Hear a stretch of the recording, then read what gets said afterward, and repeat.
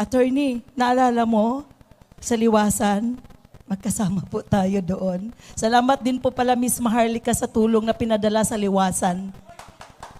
Nagpadala po si Miss Maharlika ng tulong po, mga pagkain, tubig para po sa rally namin. I was there, we were organizing it with SMNI. Ano po, ako po si Bay Elizabeth Manubo po, from Agusan. Pero lumaki po ako sa Davao. We moved to Davao at the age of 10. So, kilalang kilala ko po si PRRD. Ang tawag po namin sa kanya hanggang ngayon, mayor pa rin po. Kasi sa tagal po niyang naging mayor sa Davao.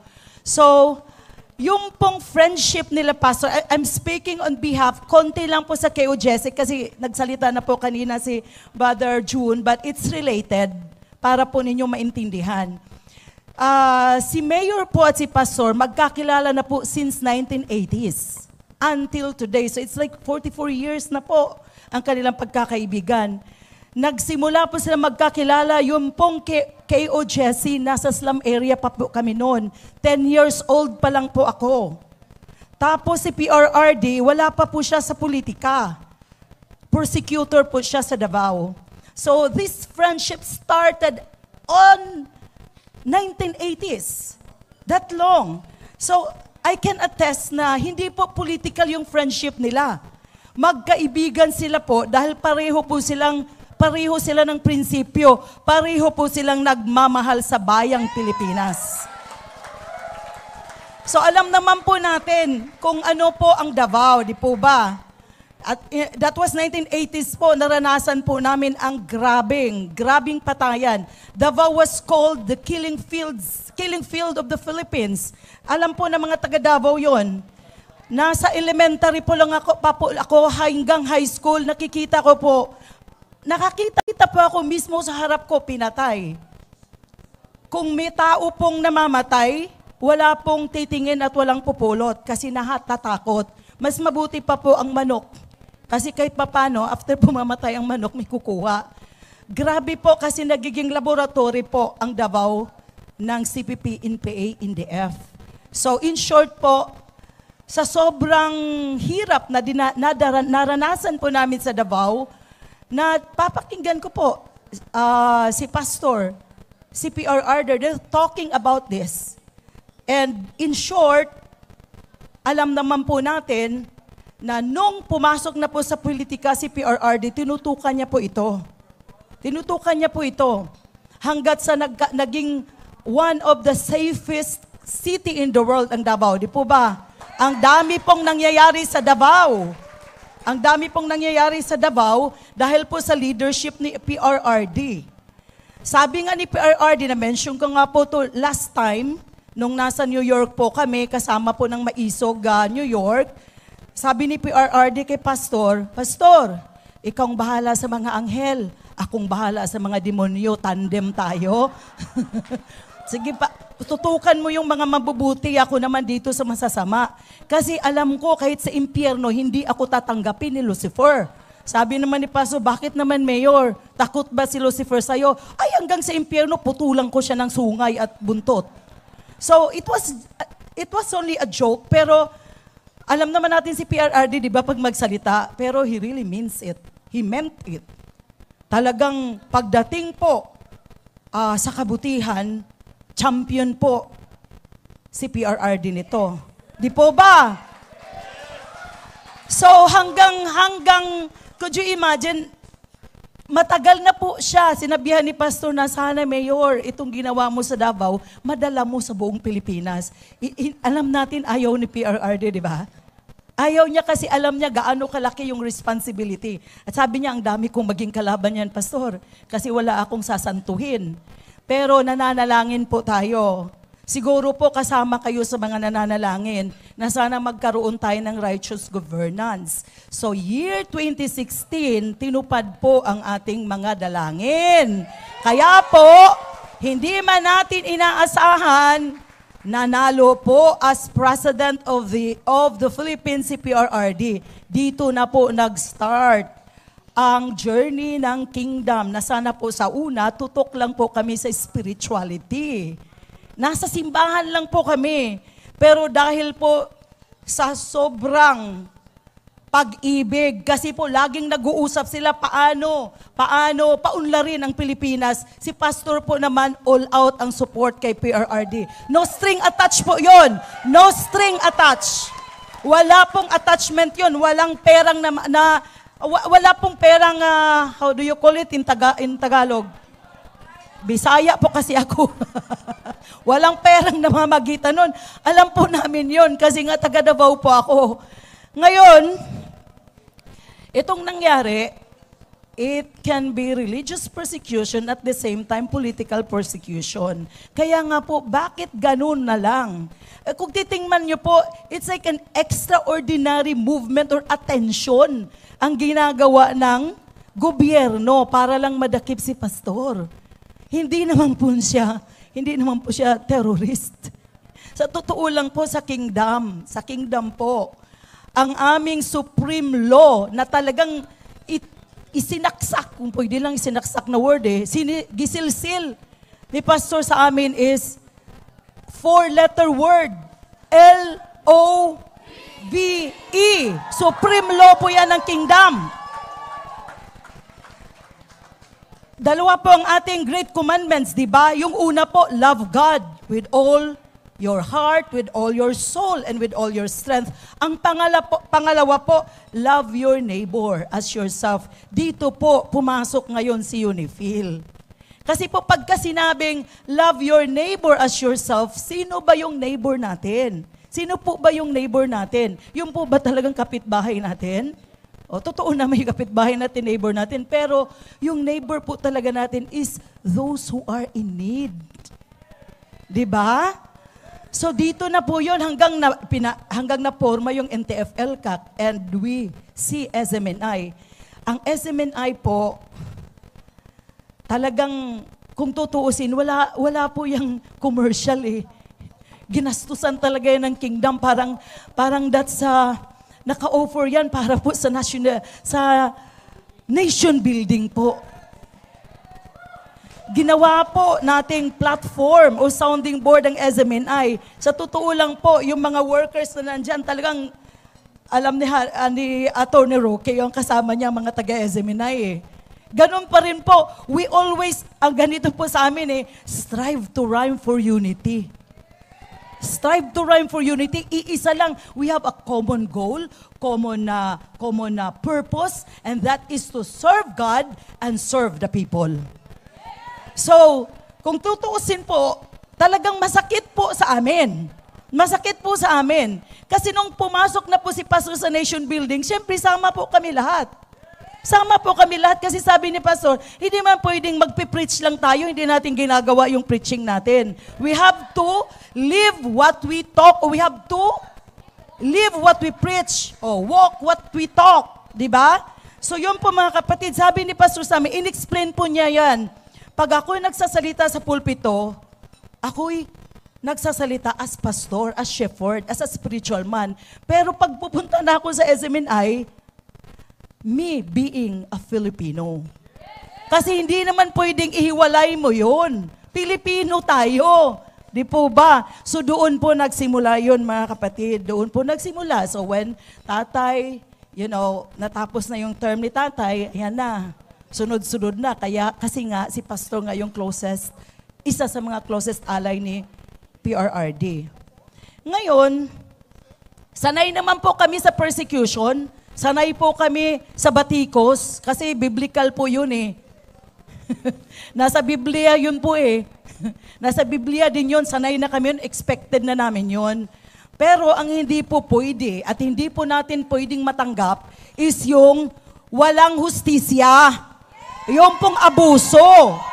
Hindi po tayo pwedeng tumahimik doon. Hindi tayo pwedeng tumahimik. Kailangan magsasalita po tayo. Hindi pa ako sanay magsasalita ng ganito kasi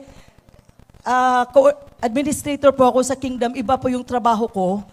Pero I was motivated at saka na-empower po ako ni Pastor kasi po nung pinasukan na nga, or nung itinatag na nga ni Pastor yung UNIFIL, nabuhay po yung pagkatribo ko. Na-mention ko na rin po yun last time, napakinggan na sa New York, nung nasa New York po kami na, na forum. Uulitin ko po for the sake sa hindi nakakaalam. Tribo po ako in blood, pero hindi nga po ako lumaki sa bundok. I grew up in the city. So wala po akong pakialam sa tribo. Pero nung itinatag ni Pastor ang UNIFIL, siya po ang nag-empower sa amin, mga tribo. Sabi niya sa akin, balikan mo yung tribo mo. Kasi nung sinabi ni Pastor sa mga tribo na you are a beautiful people and I'm proud to be one of you, naiyak ako doon. Naiyak ako doon kasi nga tribo po ako in blood, pero hindi po ako nagsilbi sa tribo. So nung nabigyan po ako ng opportunity, na i-immerse yung sarili ko sa tribo, doon po nag-start ang aking journey. Kawawa po talaga ang tribo. Kawawa po sila. Na-deprive po sila sa kanilang rights. Kaya po ang UNIFIL, tinatag po siya, its main advocacy is to protect and safeguard the right and the interest of the indigenous peoples. Ngayon, kaya kami nagsasalita na dito, kasi nung nangyari ang April 10, may abusong nangyari sa tribo ng Blaan. Masakit po yon. Kailangan po namin ipaglaban yon. Kasi po, sino po bang mag-fight para sa tribo? Wala po silang resources. Mahihirap po sila, nasa bundok lang sila. Bakit nila sinali doon sa kanilang illegal na kasi hinanap po nila si Pastor, di ba? Wala po silang warrant of arrest. No? Search warrant pala, I mean. Yung pong community ng Blaan, hindi po yun sa loob ng kingdom. Malayo yun. Ibang bundok sila. Bakit pinuntahan sila at dinisturbo? 4 o'clock in the morning po. Pinilit silang lumabas sa kanilang mga bahay kasi sinerch yung kanilang mga bahay-bahay. Sa totoo po, yung pong Blaan community na yan, they're living in peace for how many years? Dati po mga bandido yan. Mga bandido yan. Pero nung makinig po sila sa mensahe ni Pastor, kasi nga isa sila sa aming mga beneficiaries ng UNIFIL, natuto po silang mamuhay, mag-coexist sa ibang tribo at mamuhay ng mapayapa. Mag-focus sa kanilang sariling pamilya, maghanap buhay. Pero nung nilusob po sila illegally, may namatay po sa kanilang dalawa. Dahil po sa trauma. Dahil po nagkaroon ng nervous breakdown. Hindi lang po namatay, meron pong mga young people na nawalan po ng bait. Hanggang ngayon po nag-undergo sila ng psychological test. Wala pong tinulong ang government doon. Hindi nga po nag-sorry eh. Walang pakialam. Wala silang pakialam. Hustisya! Puro party po ang alam. Puro party. Concert dito, concert doon. Pero yung ginawa nila sa tribo, wala po silang, kahit konti na lang na sorry, o magpadala man lang doon ng tulong. Ang kingdom pa rin po ang nagpalibing. Ang kingdom pa rin po ang tumulong. At 2 days ago po, nagpadala ang kingdom ng legal group, legal team, para makapunta yung tribo doon sa Sarangani province at madala nila yung kaso, inihabla po nila ang DILG Secretary, si Benhur Abalos. Di ba tama lang? Di ba tama lang? Hindi naman gagawin yun ng mga men in uniform kung hindi niya inutusan, di ba? Kung wala siyang approval. Hindi lang din po yan. Meron din pong mga tribo sa Bagubok, Latas at Tamayong na nasaktan po. They were injured. Ang iba po, mga minor de edad din po yon. Pero wala pa rin po. Wala talagang pakialam ang gobyernong ito. Kaya hindi po pwedeng hindi tayo magsasalita. Kailangang malalaman ng buong Pilipino, kahit saan man tayo sa mundo. Pilipino pa rin po tayo. Matagal po akong nawala sa Pilipinas kasi yung assignment ko po sa international, umuwi lang po ako during COVID. Pero kahit anong gawin natin, kahit dual na yung citizenship natin dito sa Amerika, ako po, Filipino-Canadian po ako. Pero hindi po natin maalis sa ating puso at isip ang Pilipinas. Yun po ang ating common denominator. We love the Philippines. We love the Filipino people. At hindi po natin papayagan ang administrasyon na to na babuyin ang ating karapatan. Kaya ndirito po ang KOJC, nakikipag-isa po sa Maisog. Maisog USA, Maisog International. May isa po akong sasabihin bago po ako magtapos.